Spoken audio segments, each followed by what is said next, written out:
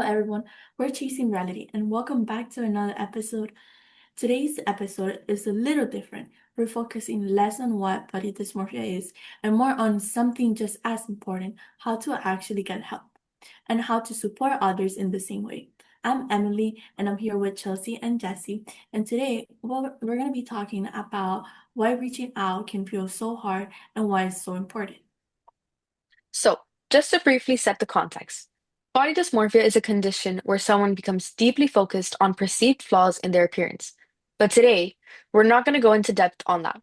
Instead, we're focusing on what happens after when someone is struggling but doesn't know how or doesn't feel able to ask for help, because that's where the real change can start. Why people stay silent.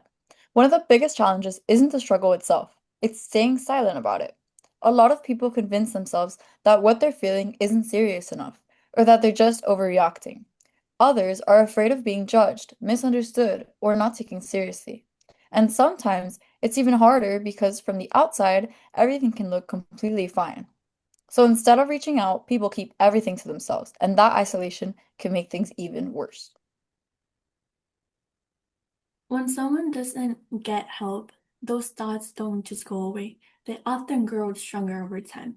It can start affecting their confidence, their relationships, and even their ability to focus on school or daily life. And the longer someone waits, the harder it can feel to open up later. That's why encouraging help early on is so important. It can prevent things from becoming more overwhelming. A big reason people don't seek help is because they have a certain idea of what it looks like. They might think it has to mean something extreme, like going straight to therapy or admitting something is seriously wrong. But getting help can be much smaller and more manageable than that. It can start with something as simple as talking to a friend, texting someone you trust, or opening up to a teacher or counselor. Seeking help isn't one big step, it's a series of small, brave ones. How to encourage someone. If you notice someone might be struggling, how you respond really matters.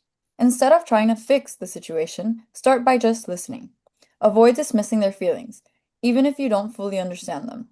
You can say things like, I'm here for you, or you don't have to go through this alone. And gently encouraging them to talk to someone else, like a trusted adult or counselor, can help them take that next step. Sometimes just knowing someone cares is what gives a person the courage to reach out. We can also make it easier for people to seek help by the way we talk about mental health in general. When we normalize conversations about struggles, it reduces the fear and stigma around opening up. Even small things like checking in on your friends, being mindful of your words, or sharing supportive messages can create a safer environment. The goal is to make asking for help feel normal, not scary. Help does not look the same for everyone, and that's okay. For some people, it might be talking to a school counselor or therapist. For others, it could be leaning on friends, family, or support groups. The important thing is that support exists in many forms, and people can choose what feels most comfortable for them. No matter what path someone takes, they deserve support and understanding. Our final message. To wrap up, we want to leave you with this. Reaching out for help is one of the strongest things a person can do. If you're struggling, you don't have to wait until things get worse to talk to someone. And if someone in your life is struggling, your support could be the reason they decide to reach out. Starting that conversation, either way, can truly change someone's life. Thank you for listening to this episode of Chasing Reality. Bye.